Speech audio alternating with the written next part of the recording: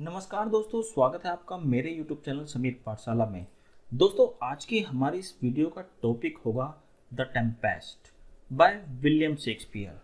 दोस्तों, टेम्पेस्ट का मतलब होता है एक भयंकर तूफान।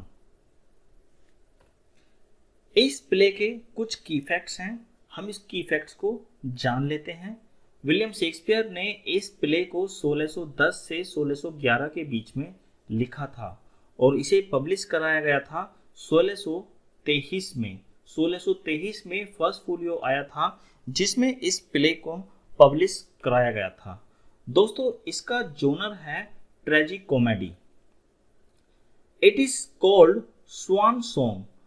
इसे विलियम शेक्सपियर का स्वान सॉन्ग भी कहा जाता है।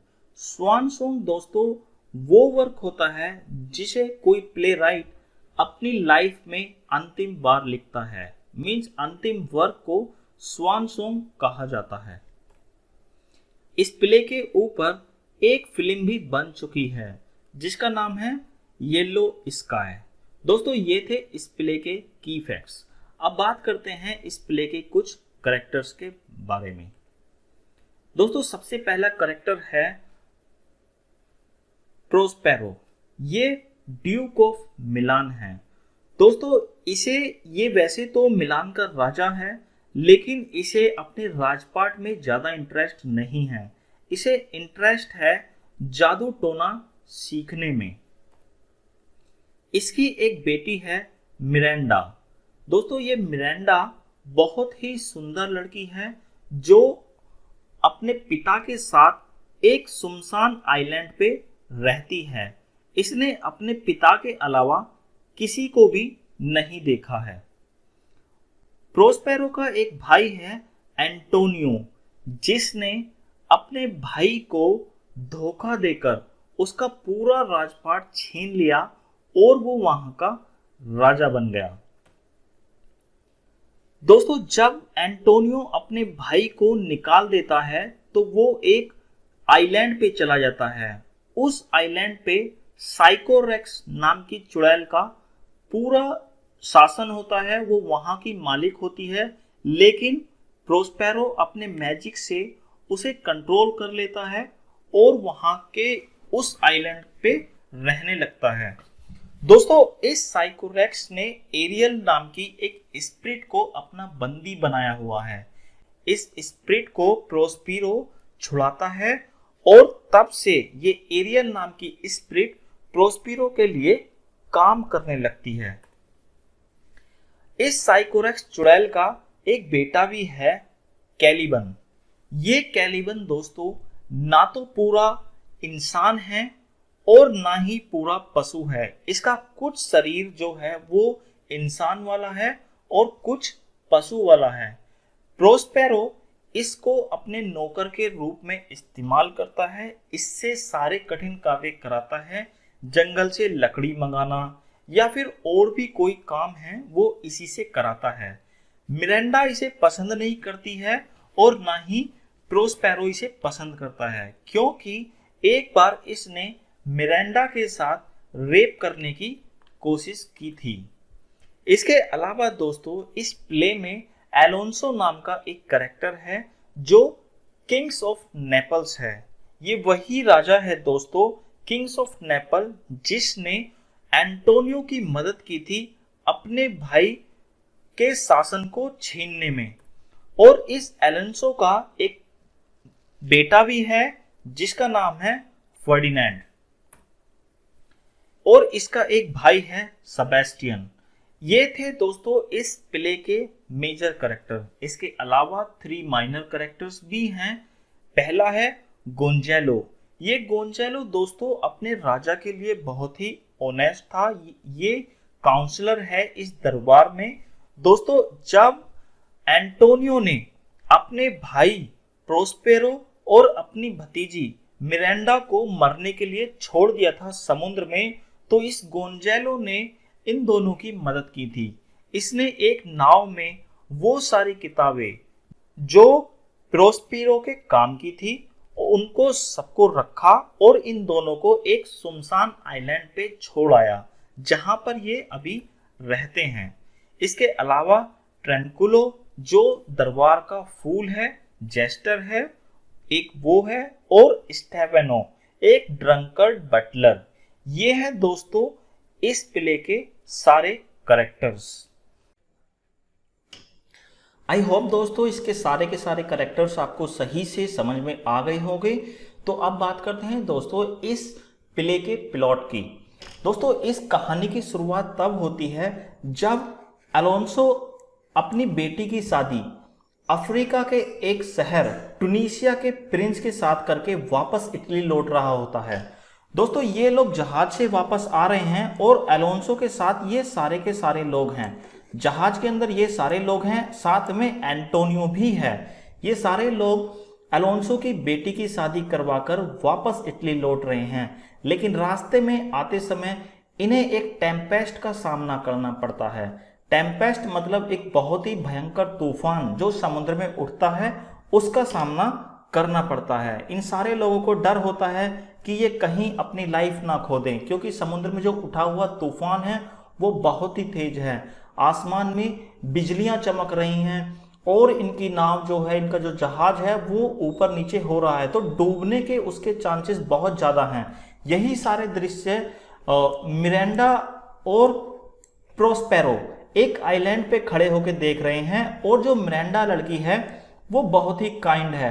वो अपने पिता से कहती है कि पिताजी जो समुद्र में तूफान उठा हुआ है उसी की वजह से ये सारे लोग अपनी जान गंवा बैठ सकते हैं, तो मैं आपसे रिक्वेस्ट करती हूं कि अगर हम इन लोगों को बचा सकते हैं तो हमें इन्हें बचाना चाहिए। प्रोस्पेरो इस पे कहता है कि बेटा तुम्हें चिंता करने की जरूरत नहीं है, समुद्र में जो तूफान उठा है उसकी भी, और जो समुद्र में जहाज है उसके अंदर जो लोग हैं उनकी चिंता भी करने की जरूरत नहीं है। तभी मिरांडा को अपने पिता पे शक हो जाता है कि कहीं ये जो समुद्र में उठा हुआ तूफान है मेरे पिताजी का बनाया हुआ तो नहीं है। तो वो पूछती है क्या ये समुद्र में उठा हुआ तूफान आपने बनाया है? तो इस पे प्रोस्पेरो कहता है कि हाँ ये तूफान मैंने ही बनाया है, लेकिन जो जहाज के अंदर लोग हैं वो बिल्कुल सुरक्षित हैं। इस पे मिरांडा पूछती है अपने पिता से कि आपने ऐसा क्यों किया, क्योंकि जिन लोगों से हमारा कोई मतलब नहीं है हमें उनकी जान लेने से क्या मतलब है। तब प्रोस्पेरो कहता है कि अब समय आ गया है जब तुम जान लो अपने बारे में कि तुम कौन हो। बात है अब से करीब 12 साल पहले की, जब मैं मिलान का राजा हुआ करता था। तब मेरे भाई एंटोनियो ने अलोंसो के साथ मिलकर मेरा पूरा राजपाट छीन लिया मुझसे, और मुझे और मेरी सिर्फ 3 साल की बच्ची यानी कि तुम, हम दोनों को मरने के लिए समुद्र में छोड़ दिया। लेकिन मेरा एक सेवक गोंजेलो, उसने हमें एक नाव में बिठाया और वो मेरी सारी किताबें जिनसे मैं अपना जादू टोना सीखता था वो सारी किताबें देके हमें इस आइलैंड पे छोड़ गया। तब से और अब तक हम इसी आइलैंड पे हैं, और मैं उसी दिन से आज के दिन का वेट कर रहा था कि मैं कब अपने दुश्मनों से मिलूंगा और उनसे अपना बदला लूंगा। तो मिरांडा अपने पिता से माफी मांगती है कि मैंने कुछ भी जाने बिना आपको इतना कुछ कह दिया। प्रोस्पेरो इस पे कहता है कि ये चीजें मैं आपको पहले ही बताना चाहता था लेकिन कभी बता नहीं पाया। अब ये सही समय था जब तुम्हें ये सारी चीजें जान लेनी चाहिए थी। इसी बीच दोस्तों एरियल जो स्पिरिट है, गुलाम है प्रोस्पेरो की, वो वहां आती है और प्रोस्पेरो से बात करने लगती है। लेकिन इससे पहले प्रोस्पेरो अपनी बेटी मिरांडा को अपनी शक्ति से सुला देता है। अब इसको तो सुला दिया, क्यों सुला दिया? क्योंकि वो अपनी बेटी के सामने ये सारा डिस्कशन नहीं करना चाहता था, और इसलिए भी नहीं करना चाहता था क्योंकि वो चाहता था कि आगे की प्रक्रिया आराम से चलती रहे। अब एरियल उसे बताता है कि सरकार, आपके कहने के मुताबिक मैंने समुद्र में तूफान उठाया और उन सारे लोगों को आइलैंड पे ले आया हूं। आइलैंड पे लाकर उन लोगों को मैंने 3 टुकड़ों में बांट दिया है। पहली टुकड़ी जो समुद्र के दूसरे किनारे पर है वो है दोस्तों अलोंसो का बेटा फर्डिनेंड। फर्डिनेंड सबसे अलग है। इसके अलावा ये दोनों लोग जेस्टर और स्टेफेनो जो एक ड्रंकन बटलर है, इन दोनों को इसने अलग टुकड़ी में डाला है। गोंजालो, अलोंसो, एंटोनियो दोस्तों और बाकी सारे नाविक ये एक अलग टुकड़ी में हैं। तो एरियल ने ये सारे लोगों को अलग अलग कर दिया है। इसके बाद एरियल जो है, एरियल को बोलता है प्रोस्पेरो कि तुम जाओ और फर्डिनेंड को मेरे पास लेकर आओ। फर्डिनेंड को एरियल वहां पे लेके आता है। किसके पास लेके आता है? प्रोस्पेरो के पास। प्रोस्पेरो के पास लाते समय मिरांडा फर्डिनेंड को देख लेती है और वो दोनों एक दूसरे को देखते हैं। देखते ही उन दोनों में प्यार हो जाता है, वो एक दूसरे को पसंद करने लगते हैं। पहले तो मिरांडा थोड़ी कंफ्यूज होती है कि ये कोई इंसान ही है या नहीं, क्योंकि इसने अभी तक किसी इंसान को नहीं देखा है, किसी मेल इंसान को अभी तक इसने नहीं देखा है। लेकिन इन दोनों में प्यार हो जाता है। लेकिन इससे पहले प्रोस्पेरो इस फर्डिनेंड का इम्तिहान लेता है कि पहले उस पर कुछ अपना जादू टोना करता है और उससे सारे काम करवाता है। इस पे एरियल खुश होकर अपने मालिक से कहता है कि मालिक, आपने कहा था कि अगर मैं आपको सही सर्विस दूंगा, आपका हर हुक्म मानूंगा और सारे काम अच्छे से करूंगा तो आप मुझे आजाद कर दोगे। लेकिन इस पे प्रोस्पेरो गुस्सा होके कहता है कि तुम क्या जानते हो कि अब से 12 साल पहले जब मैं इस आइलैंड पे आया था तो साइकोरेक्स नाम की चुड़ैल ने तुम्हें बंदी बनाया हुआ था, और वो बंदी बना के ही जिस पेड़ में तुम्हें बंदी बना रखा था तुम्हें छोड़ के मर गई थी। अगर मैं यहां नहीं आता तो तुम जिंदगी भर उसी पेड़ में हमेशा के लिए बंदी बने रहते। क्या तुम भूल गए? इस पे एरियल शर्मिंदा होता है और अपने मास्टर से माफी मांगता है। तो दोस्तों इसके बाद प्रोस्पेरो उससे कहता है कि जाओ आइलैंड के दूसरे हिस्से पे देखो कि बाकी लोग क्या कर रहे हैं और अपने आप को अदृश्य कर लो सभी के लिए, लेकिन मेरे लिए नहीं। तो इस पे एरियल अपने आप को अदृश्य कर लेता है और आइलैंड पे जाता है।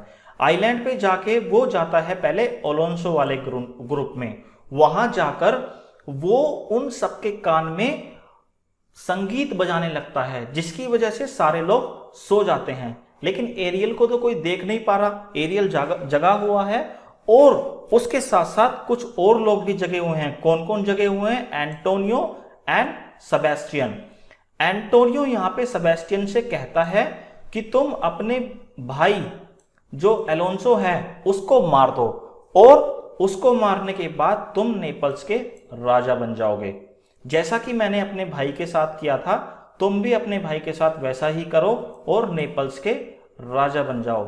ये एंटोनियो बहुत ही चतुर है, कैसे ना कैसे करके इस सेबेस्टियन को मना ही लेता है अपने भाई को मारने के लिए। अब इन दोनों की प्लानिंग हो जाती है दोस्तों अपने भाई को मारने के लिए, अलोंसो को मारने के लिए। लेकिन ये सारी चीजें एरियल देख रहा है। एरियल जाकर अलोंसो के कान में बहुत तेज संगीत बजा देता है, जिसकी वजह से अलोंसो उठ जाता है। इसलिए इन दोनों का प्लान फेल हो जाता है और ये इसे नहीं मार पाते। जब अलोंसो और साथी नींद से जाग जाते हैं तो उन्हें फर्डिनेंड यहां नहीं मिलता है। अलोंसो को लगता है कि समुद्र में आए तूफान की वजह से उसका बेटा समुद्र में ही डूब गया है, जिसकी वजह से अलोंसो बहुत ही ज्यादा दुखी होता है और अपने बेटे का शोक मनाने लगता है।